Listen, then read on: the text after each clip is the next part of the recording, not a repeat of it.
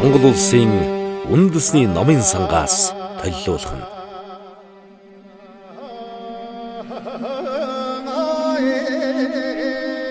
Дуутын хаднаа халахын цогт хунтайжин бичээс хийсний 400 жилийн ойд зориулвэ.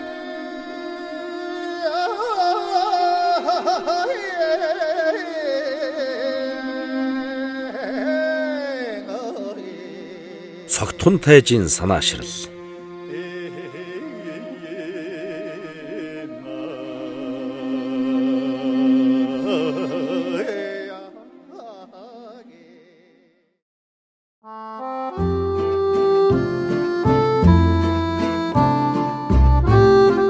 Францын нийслэл Парис. Орчин цагийн хүн төрөлхтний соёл иргэншлийн томоохон төв бэлэг тэмдэг болсон газрын нэг.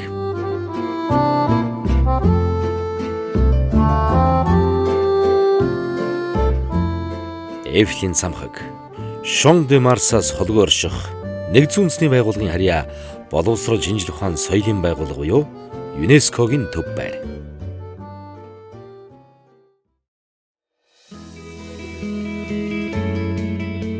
Энд 2023 оны 5 дугаар сарын 24-ний өдөр ЮНЕСКОгийн дэлхийн дурсамж хөтөлбөрийн гүйцэтгэх зөвлөлд оролдож Монгол улсын үндэсний номын сангаас нэр дэвшүүлсэн халахын цогт хунтайжин хадны бичээсийг хүмүүн төрлөختний бичиг соёлын өвдөртөснийг албан ёсоор зарлав.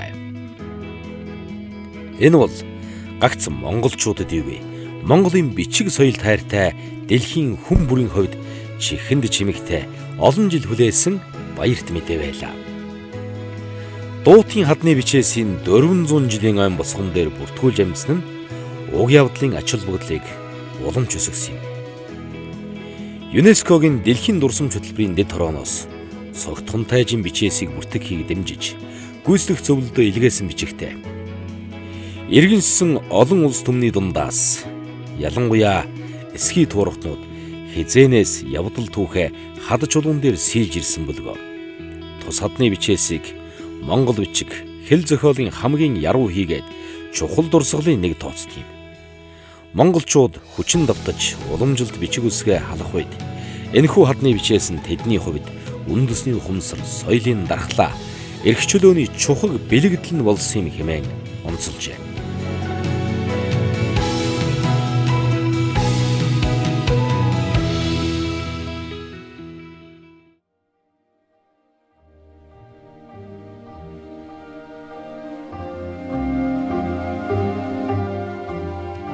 Үл арилж гэгээ наран тодорсон мэт мөс хайлж тунгалаг мөрөн урссан мэт халахын цогт хунтайжин хадны бичээс дэлхийн соёлын өвөр бүртгэгдсэн нь ийм буюу.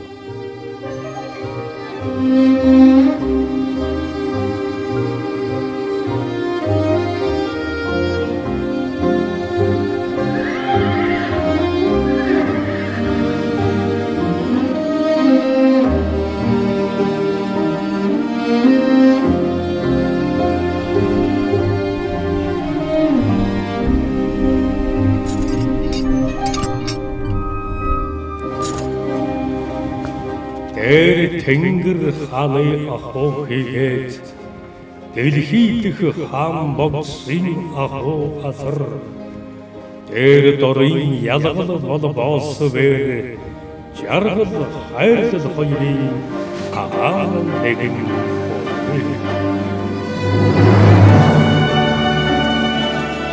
Цогт хунтайжин эдгээр үсийг тэртээ хулган жилийн хавар хаднаас хийснээс хойш өдгөө 400 хавар 400 он улиран уджээ. 400 оныг 760-аар өртөөлөн ирэхдээ манай Монгол ялалт мандлын яруу түүх олонч мөн ялагдал доройтлын гашууныг баггэлтгүй ямсжээ. 760 400 оны өндрөөс харахад 60 100 бүрд сэцэн бэлэгт сай төшмөд чин зоригт баатад ноёд бэлэгт яруу найрагч шажин номын мэргэд олон байхатал бид чухам юуны учраа цогт хунтайжиг санагалзаж яруу шүлгээс нь онгод он ирж намтар түүхээс нь үннийг хайж хариу нэхнэв. Улс Монгол маань хаанаас ирж хаашаа зүгэлнэв. Юуг онож юунд осолдов.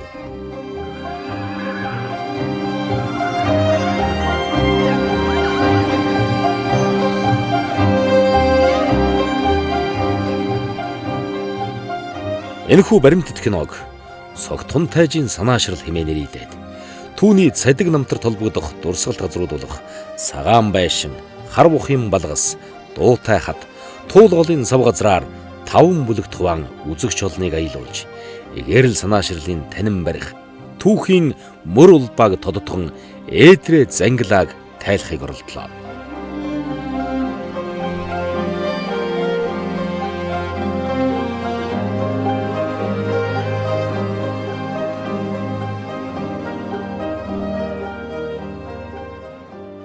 Хун тайжийн уг сурвалж буюу эхэн ганц хүүхнээ хайрлах мэт тэргүүн бүлэг.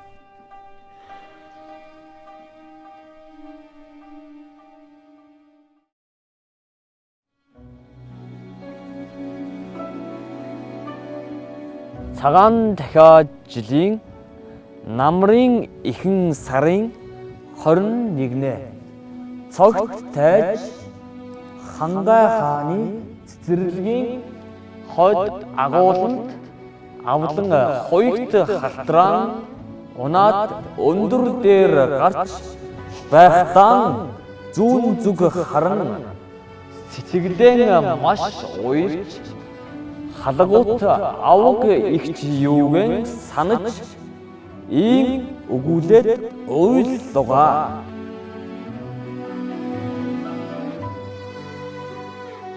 Дуутын хар чулууна 400 жилийн тэртээ 1624 дугаар он сийлсэн энэхүү бичээс бол түүнээс 3 жилийн өмнө буюу 1621 оны намар цогт тайж онон мөрөн тийш онуудын газар бэр болон одсон халуун дотны авгагч юугэн үейлэн санагалзах хинэрхээр сэтгэл машид уярч хайлан хэлсэн шүлэг.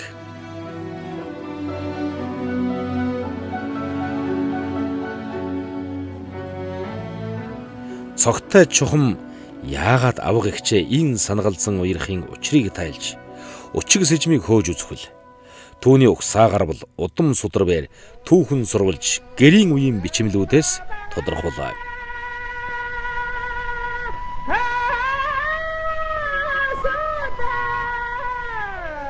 Аргын тооллын 1581 он бэлгийн улирлын 10 дугаар жарны цагаагч нь төмөр могой жил юмсанж Хангай хааны нутаг Хатан туулын хөвөнд халахын Автай сан хааны төрсөн дүү Баарай хошуучийн гэргийн чин тайхуу хатны хэвлээс нуган хөвөө мэндэлсэн нь хожим Монголын төр болон бичгийн их хүмүүн яруу найрагч, соён гэгэрүүлэгч, шажин номын зүтгэлтэн Монголын нэгдсэн төрийн төлөө оюун бэлэг амь нас юугаан үл хайрлсан халахын цогтхон тайж хэмээн түүхэнд мөнхөрөх хувь зохиолтой ажээ.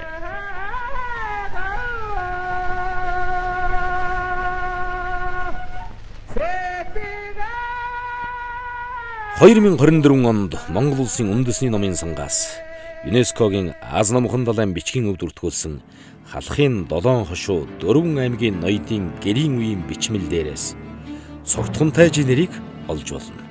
Цогтхон тайж бол Богд Чингис хааны шууд угсааны 19 дэх үеийн аж. Улмаар Хубилай Сэцэн хааны 17 дахь, Хайсан Хөлөг хааны 15 дахь, Хөсөл Хутагт хааны 14 дэх үеийн тайж мөн бөгөөд Батмунх даян хаан бол түүний хуланц. Ар халахын анхны ноён Гэрсэнц жалгайр хүм тайж түүний элэнц. Ар халахын Автай сан хаан түүний авгахны. Чухам дунд цагаан ястан шижир алтан урагтан мөн. Түүний жинхэнэ нэр нь Төмөнхөн. Монголын гэрийн үеийн бичмэл түүх шашдагт Хубилай Сэцэн хаан, Батмунх даян хаан, Ноонхуу үйзэн ноён гэх мэтээр эхлээд жинхэнэ нэр залгаад чимэг цолыг хэлж бичдэг уламжлалсоор Төмөнхөн цогт хунтай чимэн бичдэг тул Төмөнхөн бол эцэг ихэн хайрлсан нэр. Харин цогт хунтайж бол төрөө сулгасан чимэгтэй цол юмсанж. Жалайр хунтайжийн үр ач нарын дунд цогт хунтайжаас гадна Төмөнхөн нэртэй 2 хүн байсан нь цогтайжийн авгах Төмөнхөн хөндлөн цөөхөр ноён мөн өвг эцэг Ноонхуу эзний охин дүү Төмөнхөн Абай нар билээ. Цогт хунтайжийн сэрүүн ах үед бичсэн ч байж мэдэх. Эртний Монголын хаадын үндэсний их шар туужид Гэрсэнз жалаар хүнтэйжийн 7 хөвөн ач нарын тухайд хэдэн хатан охид хөвүүдтэй байсан. Хаттаа хаанаас авч охидоо хэнд өгснийг нэн тодорхой өгүүлэх мөртөө баарай хошуучийн тухайд маш цонхон хатан чин тайхуу хүү цогт хунтайжийн тухайл байдагт хачирхах зүйл байв. Учир нь цогт хунтайж бэр эцгийнхээ угсааг залгамжлах ууган хөвгөнөн төдийгүй цор ганц үрнүүлгэ. Чин тайхуу хатан бас баарай хошуучийн аваал ганц ихнэр нь мөн буюу. Энэ бол баарай хошууч ахин хатан авч үр хүүхэдтэй болж завдалгүй залуугаараа нас орсных бололтой. Тэрвэр хошуу мянган цэрэг захирдаг хошууч тайж байсан. Аян дайнд баатрын ёсоор ясаан тавьсан ч байж мэднэ.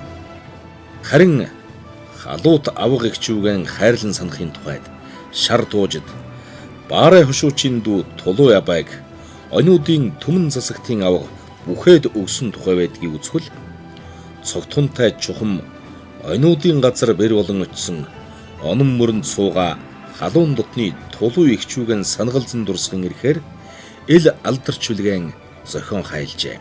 Мөн тэнд баарай хошуучийг модон үхэртэй гэж дурдсныг үзвэл 1565 онд төрсэн хүн бөгөөд ганц хүү түмэнхнийг мэдлэхэд 16 настай байсан ажээ. Ингэхлээр 16 настай баарай хошуучийн охин дүү Тулуу Ябай ахаасаа олон насны зөрүүтэй төрсэн аваас цогтхунтайчтай нэг үеийн бөгөөд багаас хамт эрхэлж тоглож, эрдэм намд шамдаж, халуун дурсамжаа хуваалцсан өссөн. Эсвэгөөс өнчрөн үлдсэн ач дүүгэн асран тойглож бойжуулсан хайрт хүмүүн байснаас гарцаагүй бололтой. Иймийн учир хэн хэндээ халуут ойрын хүмүүс онон мөрөн орхон туулголоор зааглагдан онууд халахын газраар алслагдан сууж асан боловч хайрлан саналцахын агаар нэгэн байсан ажигуу. Цогтхунтайж эцгээсээ хүний ганц зүр болон заяаж үлдсэн авч илүү урт насалсан хүний хувьд өнөр өтгөн гэр бүлийг толгойлжээ. Хунтайж бээр 3 хатантай. 3 хатнаас нь гарсан 5 аг 6 гэгтэй. Ихэрсийн хучуу бэжээс учир арслан тайж, арнаа эрдэн, бадмаа сэцэн дайчин. Урянхны асхид бэжээс гармаа мэргэн тайж, боржигны цэрэнжид бэжээс асрал ирэх дайчин тус төржээ. Охид нь Сибанама, Инжнама, Ногоон гэрэ, Сугасуда, Сундар, Жанчин мавуу. Хархан багада эцгээсээ өнчирсэн уйхан хонгор хүүгэн эцгийн оронд гарын ганцганд хөлийн дөрөөн түргэж ном сумд хавтай шүлэг номд багтай өсгсөн хүн бол тайхуу хатан эхэн мөн.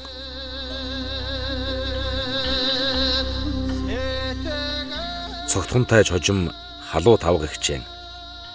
Энэ биедэн эс цолголцвоос эгүүнээс хойш төрөл тутамдаа эхэн гагц хүүхнэн хайрлах мэт элдэг үеэлэр туслалцах болтугай хэмээн сэтгэл эрэхгүй ерэн шимширмээр зүйрлэн жүлгэлэхтэй.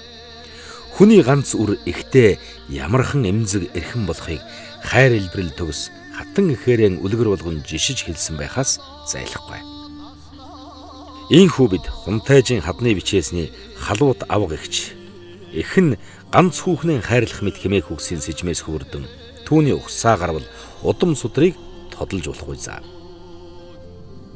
Чин тайхуу хатан бол Чингис хааны дүү Бэлгүүтэн угсааны онуудын бэрхээ ноёны охин бөгөөд жинхэнэ нэр нь Мади. Монголын сурвалж тайлын гэрт гүнжин ёсоор хүмүүжсэн гоо үсгэлэнд чин тайхуу хатан бэр бичиг номд боловсрсон Бурхны шажинд хичээлтэй эмэгтэй явжээ.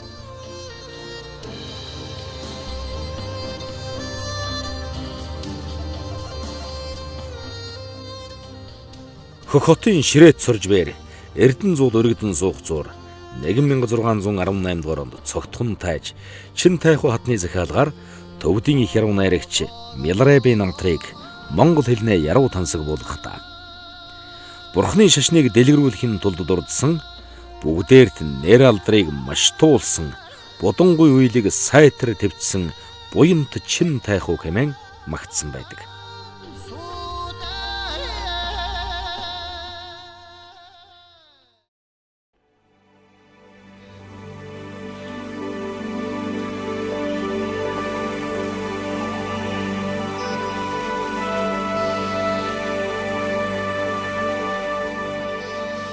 Цогтын цагаан байшин хэмээн дуурсаж үлдсэн Самиа хийдийг эрдэмт Чинтайху хатан хүү Цогтун тайжин хамтаар 17 жилийн турш зохицлоо. 1617 онд дүүргэж шашин номын томоохон төв болгосон түүхтэй.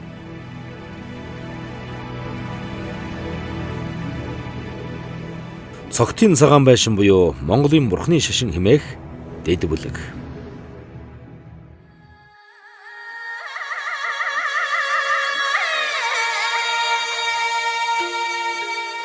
Туулын усыг дагсан тосон заамарнадаг. Гол мөрөн тал хээр, ой цэцэрлэг тэгш хосолсон хүн ардан чирэг, мал сүргэн тарган, шамдас төлгөн хурдан, малчин Монголын бүхий л хэрэгцээг хангасан буянт хөдөө нутаг билээ.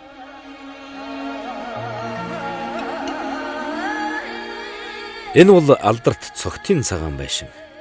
Булган аймгийн Дашинжилэн сум, Төв аймгийн Заамар сумын газар нутгийн Гагнаа залгаанд Туул голын эрэг хөвөө халдууны зүрх хуулын үрт оршин. Он цагийн урт цагаан байшинд даанч өршөөлгүй ханджээ.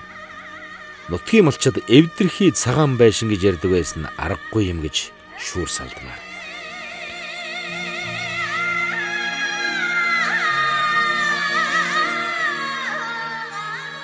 Завшаанаар Цогтунтайжин явдал түүхийг Монгол төвдөр бичсэн Бэй таш буюу гэрэлт хөшөө эвдрээгүй бүрэн ихээрээ бидэнд иржээ. Цогтунтайжин хэрхэн бурхны шажныг мандуулж сүм хийдийг байгуулсан явдал түүхийг ярихдаа бид чухам энэ бичгээс ишилдэг.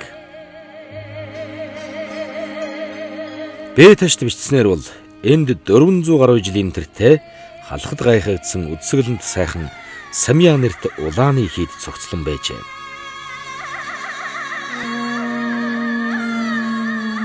Өглөөний гэгээ халдуун зүрх хуулын оройд тусгад сүмдийн алтан ганжирт ялбаа орж бүрээний өндрөөс дун лавын дуун татаад нуур тунсан усны шууд гангамалдхан дуулдаж хотны нохот хотсон боргоцгоож улс амтэн сэрцгээж гэрийн тооноор уур утаа савсаж лам хувраг хуралдаан яаралдан харин айлын авгайнаар сайландан гарцгаав.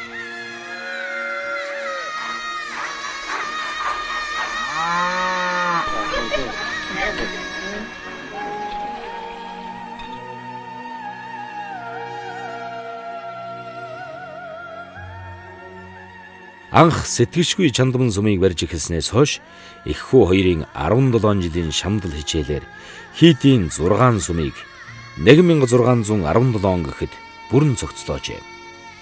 Голын чогчин дуганд 3 цагийн бурхан гэдэг Дявангар Шагжмүний майдар бурхныг тахиж баруун этгээд нь майдар Сандуй Минтүк хийгээд бурхан багшийг тусвар залсан 3 сум. Зүүн талд нь Жанар эсэг Дарих Ямандаг бурхтыг тагсан нийт 6 сум байжээ. Цогтайж 6 өөр газар сум байгуулсан мэт ойлгодог нь ташаа бөгөөд харин тахилын 6 сүмээс бүрдсэн нэгэн хийдийг байгуулсан тухай гэрэл төшөөнд тодорхой бичжээ.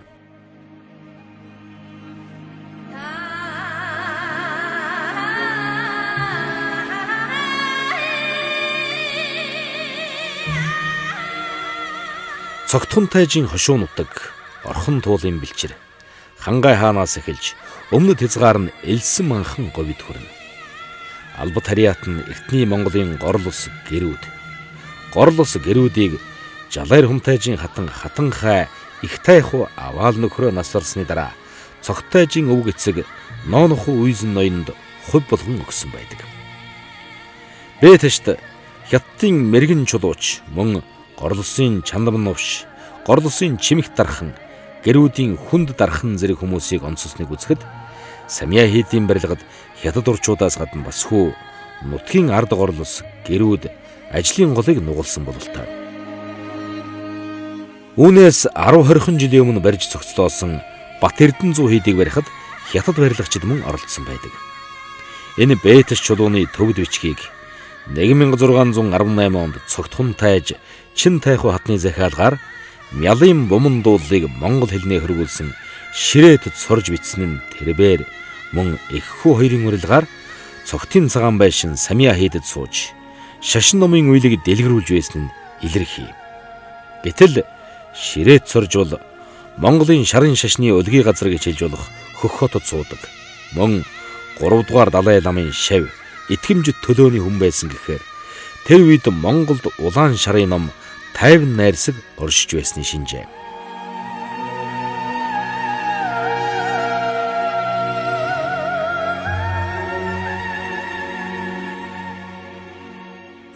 Саманда бадраа хийгээд амин диваа шигмүний бурхна мөргөмөө. Хэ базар хийгээд варахэ ихва базар анг мөргөмөө.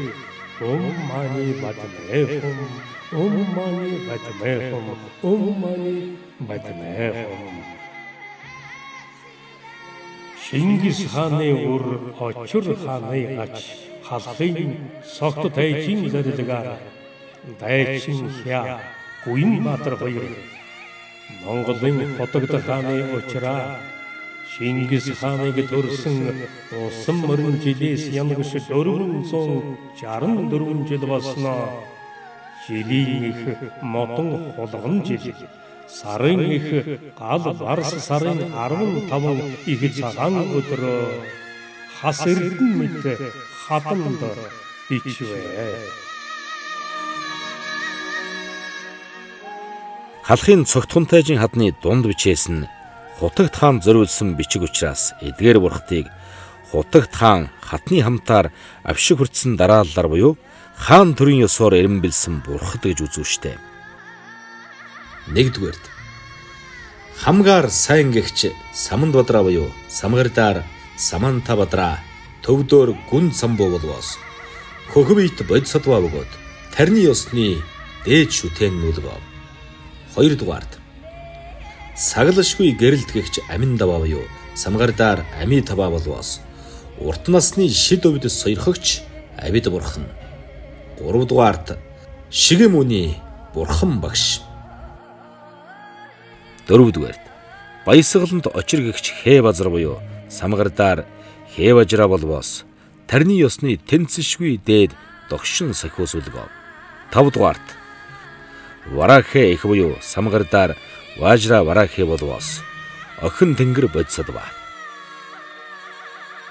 Очир баригч мөн нууцын эзэнгэгч Очирван буюу Самгардаар Важрапаны болвоос сайныг бүтээж саарыг устгах хүчин чадалтай догшин сахиус үлгөө.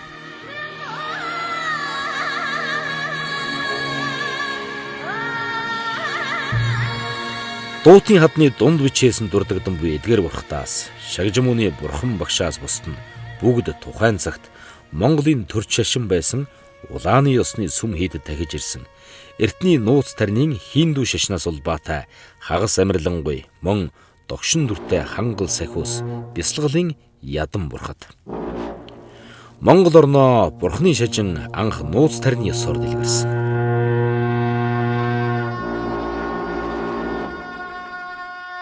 1260 дугаар онд Сэцэн хаан нууц тарнын улааны Сажава хийдийн Пагва ламлуга багшаа барилдаж улсын гүйш суулган хастам гатгуулснаар их хаадын төр шажныг хослон барьдаг хос ёс тогтсон бөгөөд Хутагт хааны төр дуустал улааны шажин их Монгол улсын төрч шашин байсан гэж гоо. Харин халахын Автай сайн хаан Далай ламтанд бараалхаж хаан цоловснаас хойш шарын шашин халах Монголд улааны шашин луга адил төрийн шашин болжээ.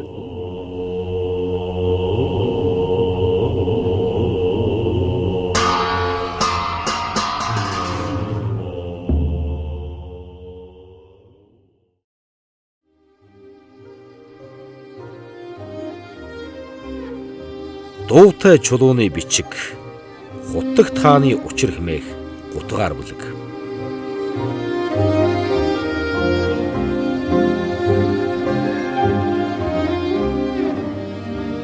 Энэ бол алдарт дуутын хар чулууны бичээс цогтын хадны бичиг. Дуутын хадны шүлэг хэмээн олноо алдаршсан энэхүү бичээс одоогийн Төв аймгийн Нэлгэр хаан сумын төвөөс 20 гаруй километр зайд Тарамцгийн уулын шувтраг Хутаг уулын өрд цохиход хан хийсэн дууай байгарах гаднаа хар боловч дотроо цагаан өнгөтэй өвөр мэд содон тогтцтой хаднаа сийлэстэй бий.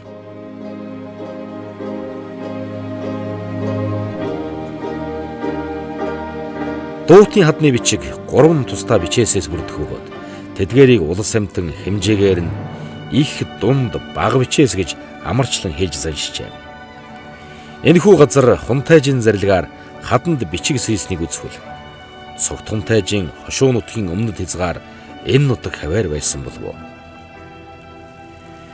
Хөдөөгийн байдлыг харах үе энэ хөндөй цагаан талд Цогт Хунтайжийн үеэс байдал төлөв төдийл өөрчлөгдсөнгүй. Унаар зэрэглэн дундах сумдлаа уул толгод нь анайл алсад суунаг татуулан мяралдсаар даваагүйн дундах намхан хадасгах нь адууны хомоол шиг армаг дармагхан. Хунтайжийн албатын үр хойчос дээдсийн нутагта эсхий туурахт өвгдийн осоор аж төрн суусаарам уй.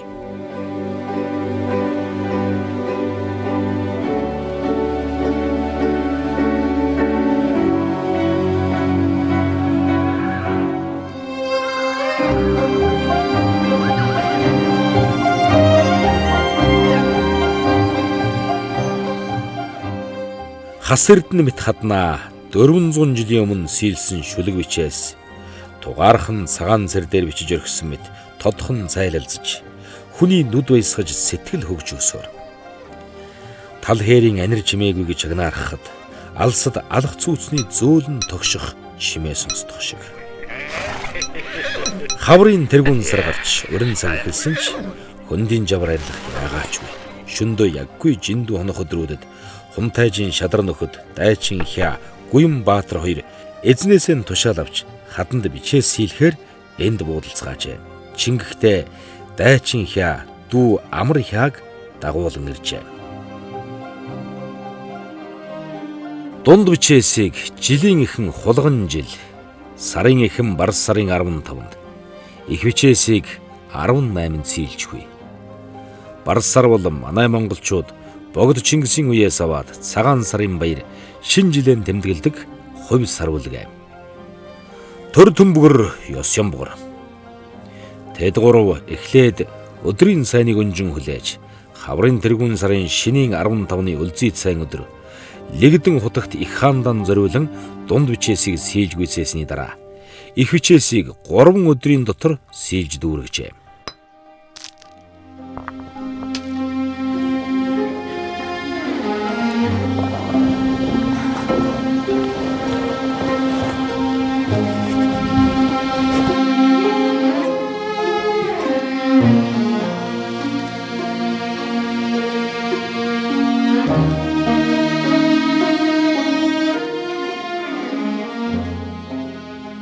Ихөө өөдөнөө бичгэн чад. За.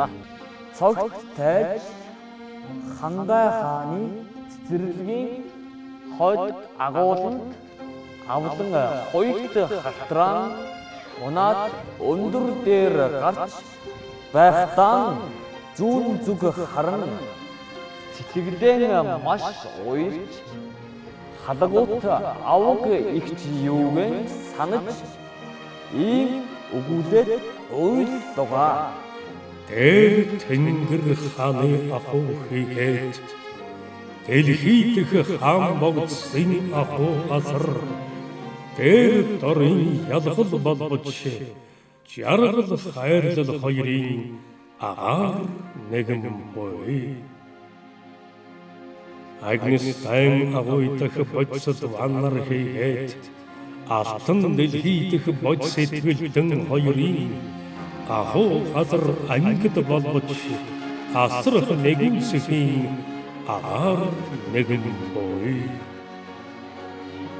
Энд хаан богдсын сайн хүсмэл хийгээд эргүүлэгч эрлэг хааны ихэнх ноёд хоёрын ёс өнгө өөр болбоч зөв бурууг ялгахын агаар нэгэн бой. Ол зэдиш олон ядагч хүмүүн хийгээд уул модонд явагч араатан хоёрын ахуйг ангид болбоч алан идэхийн агаар нэгэн бой. Холойроос хулгай хийгч хүн хийгээд хотыг эргэн гэтгэж чон хоёрын илт бий дүр өөр болбоч идэхийг хүсэх сэтгэлийн агаар нэгэн буй. Анам мөрөнд аху халуут эгч минь хийгээд орхон тулд агч өвчөд бид хоёр халханигуудын газар холболбож хайрлан саналсан агаар нэгэн буйцаа. Энэ биедээ эсэс олголцвоос эгүүнээс хойш төрөл тутамдаа эхэн гагцх хүүхнээ хайрлах мэт элдв үедэр туслалцах болтугай.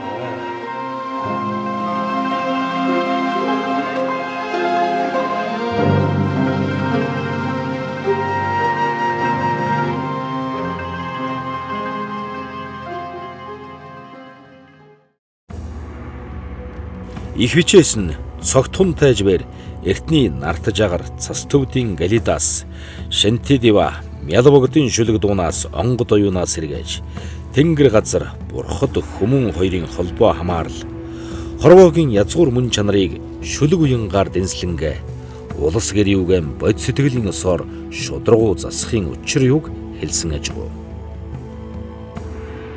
Дунд бичээс нь их бичээсийг бодвол шүлэг уянгүй богинохон боловч улс төрийн гүн утга агуулгатай.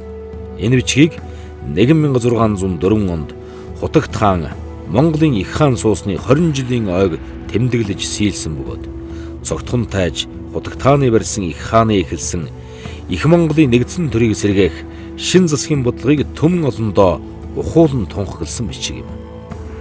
Мөн дунд бичээс нь дурддагдан буй бурхад нь Бурхны шашны улааны ёс тухайн цагт Монголын төрийн ёсыг төлөөлж байсны гэрч дохио болно. Түүнчлэн Чингис хааны төрсөн усан морин жилээс янагш 464 жил болсноо хэмээн Чингис хааны тооллыг үлгэр жишээ тод томрон хэрэглэснээр онцгой. Магад Хутагт хааны учраа хэмээн 1624 онд Хутагт хаан Орос улсны 20 жилийн ой төрийг засах шинэ бодлого хэрэгжүүлсэн үйл хэргийг тэмдэглэсэн. Хааны авшигт бурхад дээдсийн алдрыг дуурсгасан бичээсийн учраар эл газар орчмын уулыг хутаг уул хэмээн өргөмжлөн нэрийдсэн байхыг ч үгүйсэхгүй. Баг бичээсийг Дайчин Хяагийн дүү Амар Хяа сэлжээ. Төв аймгийн Заамар сумын нутаг бичигт шургуулга, Төв аймгийн Дэлгэр хаан сумын нутаг Дуутхад, Дундгов аймгийн Эрдэнэ далай сумын нутаг Бичигт хад гэсэн цогтайжийн хошууны хойноос өмнөж сун тогтсон нутагт цогтайжийн зарилгаар майнын 6 үсэг ланз төвд нангадаар залуу болсон зөөлөн цогтод мөргмүү хэмээн ивижилхэн урлал төгс сэлэн бичсэн нь Мэргэн Хяагийн хэл бичгийн эрдэм оюун бэлгийн царааг илтгэх бөлгөө. Ингээд цогтхон тайжлууга хамт нэрээ хаданд мөнхлөн үлдээсэн Дайчин Хяа, Гүн Баатар, Амар Хяа гурав хэн байв гэдгийг өчүүхэн тодруулбаас. Дайчин Хяа болвоос төр түмэндээ нэртэй бичгийн багш мөн явжээ.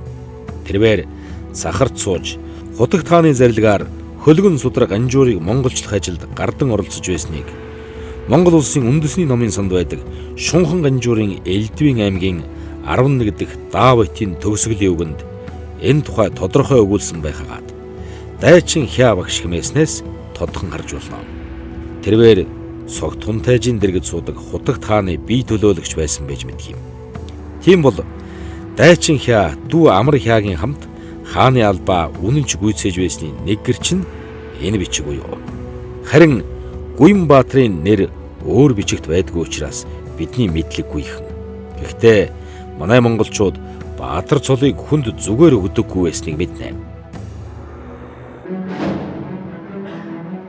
Хутагт хаан бээр их ширээн суугаад 20 жил болсны хойно нэгдсэн Монголын төрийг засгийн шинэ бодлого эхлүүлж Монгол салаа замын уулзуур дээр ирээд байлаа. Хорчны Ууба их хаанаас урвж манжийн нурхажтай тэнгэрт цагаамар газар дэлхийд хар үхэр алаад холбоо байгуулах андгай тавьсан тухай мэдээ чихтэлсэж байлаа. Дуутын хаднаа бичиг сийлсэн 1624 он бол айдас төгшүүр итгэл найдвар төрүүлсэн үйл явдлууд өрнөсөн Монголын аштын хувь заяаг тодорхойлох Эдрет он жил байлаа.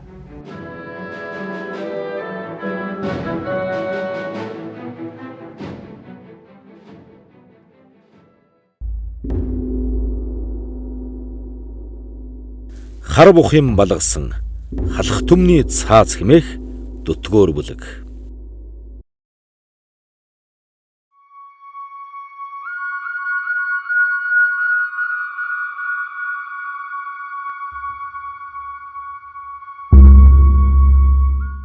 Энэ бол Булган аймгийн Дашинжилэн сумын нутаг Хадаасан тулгаан харалдаа орших хар бухим балгасан. Хар бухын голын хөвөөнд буй учир ийм нэрийг авчээ. Эл балгас хятны үед хамаарах боловч цогтайжин эзэмшил нутаг байснараа түүний намтар түүхтэй нэгэн Батсажмээр холбогдох учиртай байжээ. Ер нь орхон туулголын хөндийгөөр эртний улсуудын суурин хотоолгодын туйр дурсгалууд арин олноор олдож илэрдэг бөгөөд цогтайжин эзэмшил нутаг энэ иргэмд гэхэд нэгэн цаг үед зэрэгэлдээ оршиж байсан хар бухын балгас, чин толгойн балгас, Хэрмэн дэнжийн балгас хоорондоо 20-30 км-ийн зайтай бий.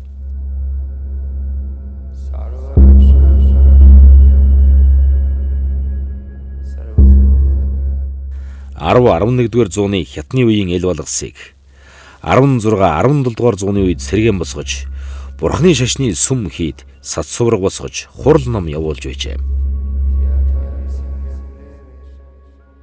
Энэ эвдэрхий суврагнаас 1970 онд Эрдэмтэн хөдөөгийн бэрлээ 1400 орчим үйсэн бичиг гаргаж авснаас халахын ноёд 18 та чуулж тогтсон цаазын бичгүүд нь энэ мэт нандан бөгөөд хар бухын балгасны үйсэн дээрх бичиг хэмээн алдаршиж одоо Монгол улсын үндэсний номын сангийн Монгол сурвалж бичгийн сан хөмрөгт хадгалагдаж байна. Эдгээр бичигт цогтхон тайжийг 5 та дурдсан байдаг. Жишээлхэд 1614 оны намар буюу модон барс жилийн намрын адаг сарын 1-нд Алтадын гол дээр чуулган чуулж цааз нийлсэн халахын зүүн гарын 24 ноёд дотроос цогтхон тайжийг Автайсан хааны ач Түшээ таан гомбодорж түмэнхэн хүндлэн цөөхөр ноён дайчин хүн тайж далай цэцэн хүн тайж шолойн дараа 5 дахьт нь бичснийг үзвээс халахад хүн тайж эрх тушаалыг атгасан их ноён байсныг илтгэнэ. Харин тус чуулган болон түүний дараа чуулсан чуулганы бичигт түүнийг цогт хүн тайж гэх мөртөө өмнөх 3 чуулганы цааз түүнийг цогт тайж гэж тэмдэглэсэн сонирхом.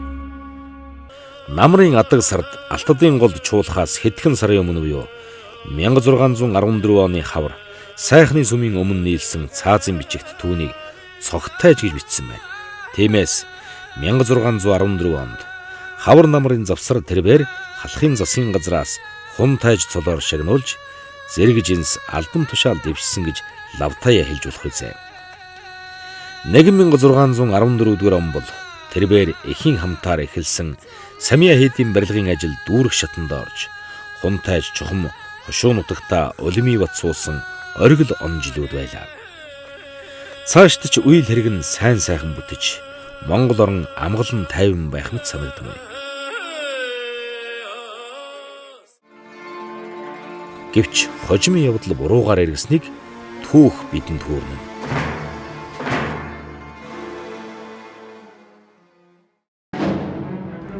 16 дугаар зууны сүүл бол Шингис хааныг дагаж төр улсыг байгуулсан Гавиат 95 мянганы ноёдын үр хойчос үе үлрэн захиран сууж байсан Монголын бүх овог аймагт алтан ургийн тайж нарыг ноён суулгаж их хааны шууд мэдэлд оруулаад Даян хааны эхлүүлсэн дайн тэмцэл шувтарч байсан үе. Их хааны шууд харьяа цахар халах юншээ бүү ордос урайнхай түмэд гэсэн 6 түмэн улс бий болжээ. Даян хаанаас эхэлж Монголын их хаад цахарт суун зүүн түмнийг шууд захирч харин баруун түмнийг их хааны томилсон ордос суудаг жононгоор дам захирна. Харин Өөлд, Баатад, Хойд, Хэрэнүүд гэсэн 4 ойрд их хаан дийлдэг үйлдсэн учраас их хааны Монгол явандаа зүүн баруун Монгол хуваагдаж 44 2-ын үеийг хэлсэн билээ. Их хаан 40 түмэнтэй. 4 ойрд 4 түмэнтэй гэсэн. Зүүн баруун монголчууд нэгдсэн төрөлс юугаан Их Монгол улс гэж дууддаг хэвээр байжээ.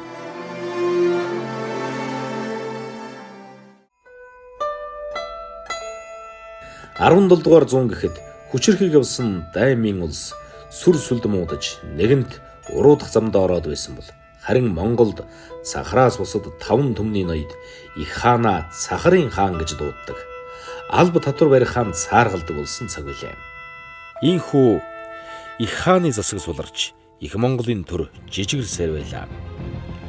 Зүүн зүгт Манж гэж шинэ улс мандаж, умар зүгт Цагаан хааны хасаг дээрэмчид Түшээт хааны нутагт байгаль далайд өнгөлзөж эхэлсэн үед энэ байдалд амжирвал монголчууд харьтны олзуулах нь тодорхой байлаа.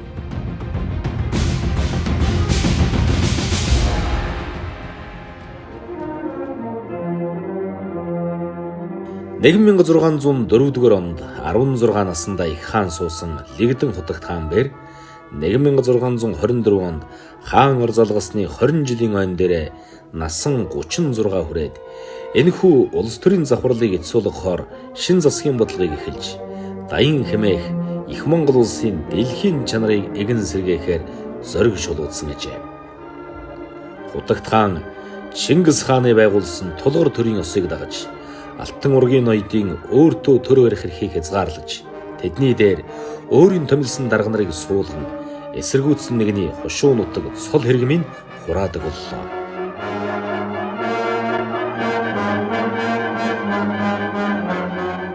Мөн Төмдийн Алтан хаан халахын Автай-сайн хаанаас эхлэн Алтан ургийн ноёд Их хааныг алгасаж Далай ламаас хаан цул хүлээдэг буруу ёс тогтсныг халахаар Хотогт хаан Гэлэгвагийн ёсыг хазаарлах бодлого барьжээ. Хошуу нутгаа алдсан Алтан ургийнхан дуугаан авалцсан өөрийн төрөө эвдэж төрсөн төрлөө үл танилаа. Ялгүй хүнийг ёсонгүй байдлаар булаав. Даян хааны үр ач нарын дээр харц хүмүүнээр дарга тавилаа гэж гомдол тоочин Манжийн Нурхачийг дагах эсвэл халахын зүүн гарын нутагт олноор ирж суух болсон юм. Цогтхон тайжбэр Хотогт хааны засаг төрөө шинтгэлийг тууштай дэмжигч хүний хувьд халах нутагт Их хаанаас зайдсан оргуул цагаачдын оргонол ирдэг газар болж эхэлсэн эрс эсрэг үүсэж тэмцсэн нь явандаа халахын ноёдын дунд ад шоо үзэгдэх гадуурхагдж эхлэх гол шалтгаан нь болжээ. Гай газар дороос гахай модон дотроос хичээр энэ үедээ давхцсан хун тайжийн амьдралыг оронгоор эргүүлэх гайт явдал харь нутгаас биш төрлөх халахаас ирсэн нь Ахай дайчны үхэл байлаа. Ахай дайчин бол Жалайр хүн тайжийн 3 дахь үеийн ач хонгор сэцэн жононгийн дэд хөвөн Цэрэнгяв Ахай дайчин даруй юм. Бид түүнийг Цогтайж кинонд Гомбосрон авгааны тоглосон дүрээр андахгүй. Халахын баруун гарын тайж Ахай дайчин бэр 1633 онд төвдөд 3000 их цэрэгтэй аялж Далай ламд враалахад нутаг усандаа буцаж ирсний дараахан хүний гарт амир өгдлээ.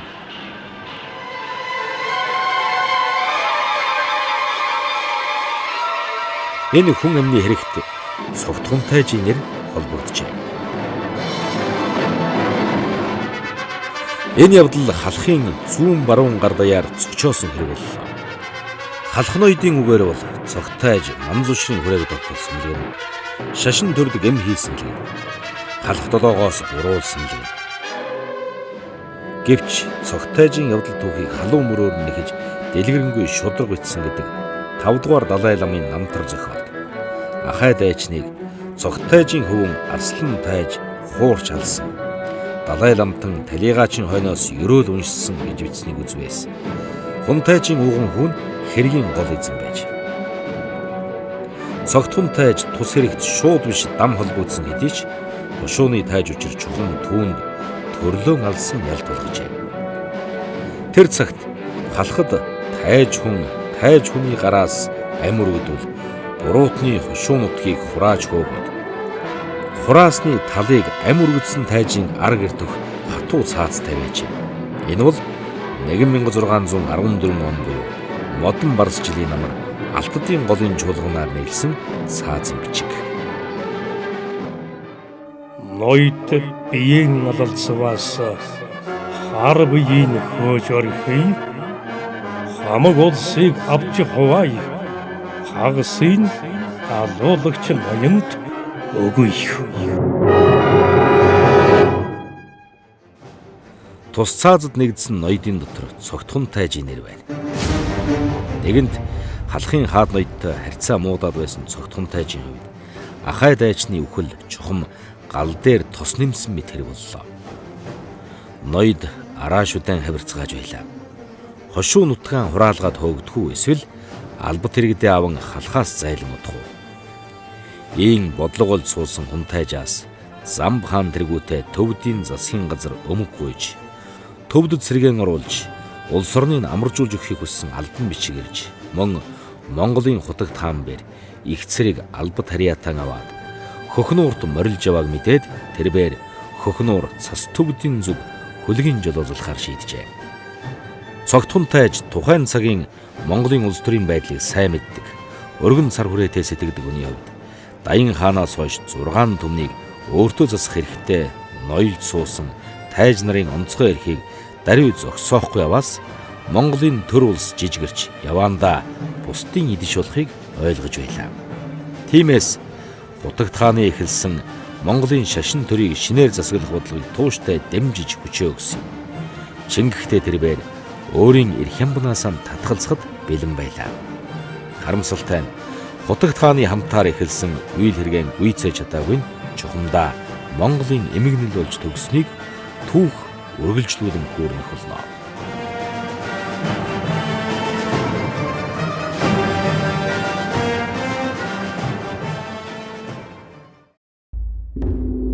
Цогтхон тайжийн санаашралва дуутын хаднаас хийлсэн сойрхол хэмээх төгсгөлийн бүлэг.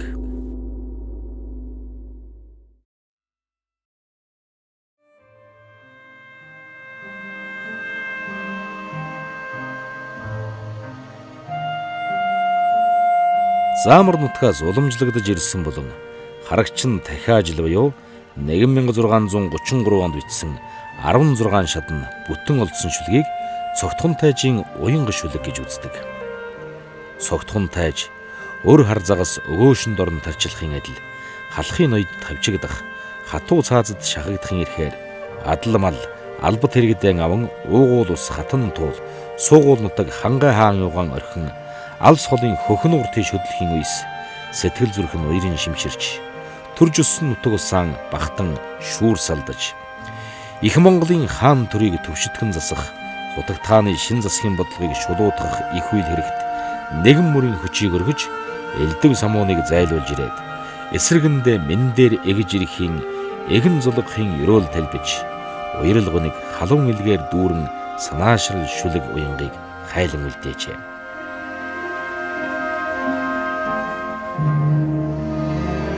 Гэвч энэ санаашрал мөхөж эл өрөөл бөхсөн нь цээжинд харуулсал гуниг дүүргэж ав.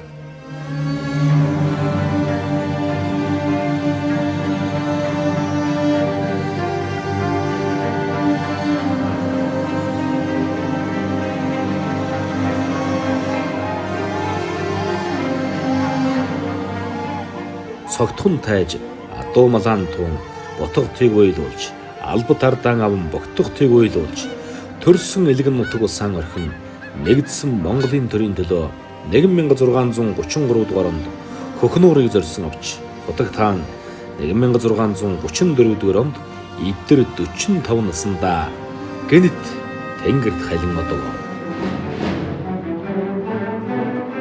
Олны хилэлцэх нь цэцэг өвчнөр өгсөн лгэнэм учир битүүлгээр алагдсан лгэнэм ордсын ноёд хойвилдсан лгэнэм.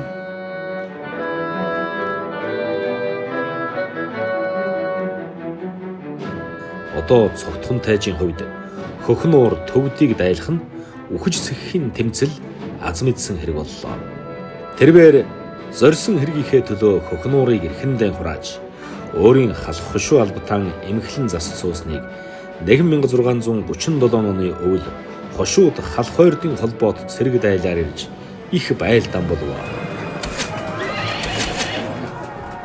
Үүнийг 44-2 цогтод мордсон хэмээн түүхэнд тэмдэглэн үлдээжээ.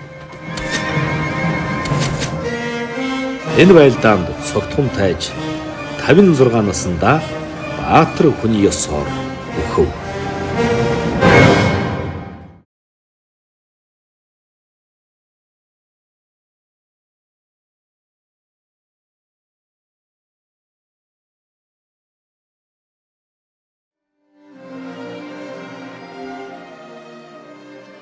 Эзэн Чингис хаан богд дээдсийнхэн байгуулсан Их Монгол улсын төрийн тулгар ёсыг сэргээн нэгдсэн Монголыг бэхжүүлэхийн төлөөний хутагтаан цогтхон тайж нарын санаашрал энд хүрээд өгөж тэндээс Монголын задрал бутрал шулуудаж уруудал доройтол эрчэн авсан гэлтэй.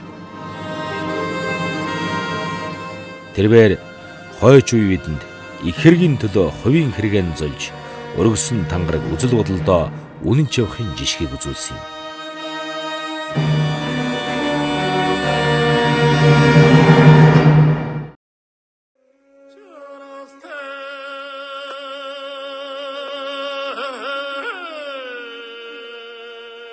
Түүний санаашрал шүлэгт гарч буй Хунтайжийн өлгийн нутгийн дийлэнх нь одоогийн Төв аймгийн Заамар сумын нутаг дэвсгэрт багтан буй.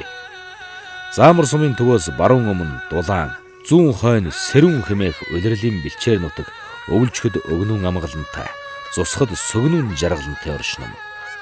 Зундаа хатан туул эргэн халин нал шалуулах авч намартаа түмэн газрын хатлан дижээл өвөлдөө буман адууны бэлчээр нутаг болон бор болон Цэлийнэм. Тохойрон урсах туулгал ангир галууд амцуулааж адуу малаан ундаална.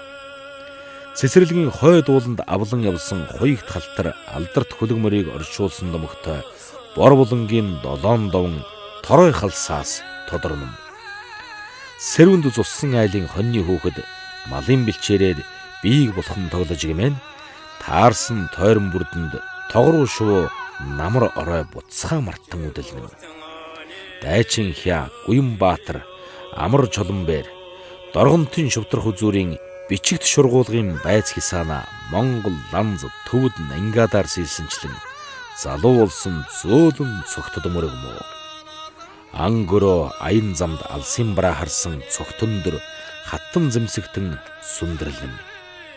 Ан амтан араатан жигүүртэн сүлжилдэж хурын үлс уулсын оройд сүлэлдэж ховь төгөлдөр цэцэг навч дэлгэрсэн өвөр ар 28 өгөөж хишгэн дэлгэнэм.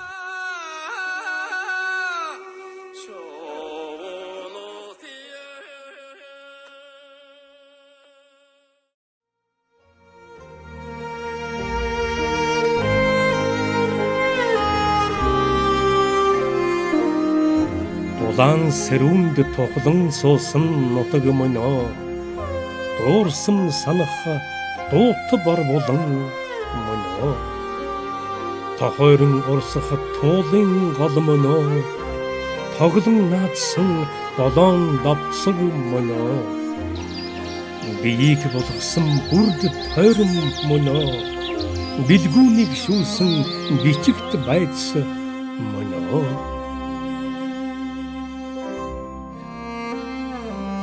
харим бараа харсан хаст өндөр мөнөө харитны эсрэг хатамжсан хатан зэмсэгтэн мөнөө насны илгээн нахят 8 нууд мөнөө наран эсэн үр утаа мөнөө түүдгийн эзэн түшигч мөнөө харь шүүрсэн халуун хамаг мөнөө хагацсан холын зурмын үзүүрт өр харагөөшин дорсон дугаадэл элдвт самун зайлан одгойд эсэргэндэн эсэн мен дээр эгээх уулз тугай.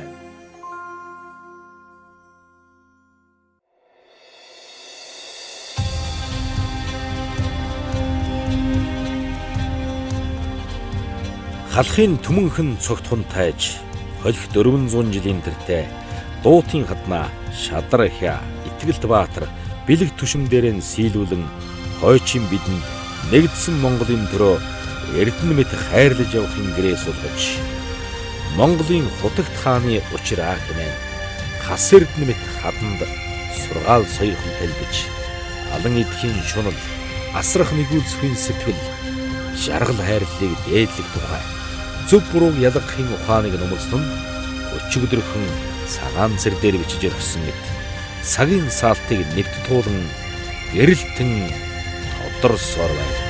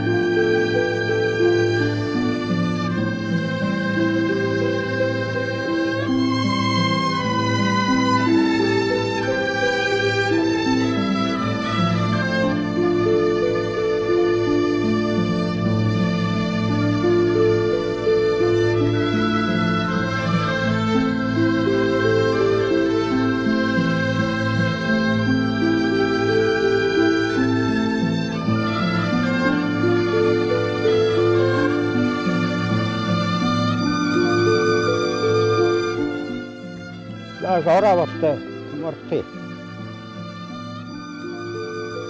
Эгүнчлэн хойч дон соёр хосны үрээр их Монгол улсын залгамжтан бүгдээр эхэн ганц хүүхнэн хайрлах мэт элдв үедэр туслалцах болтугай.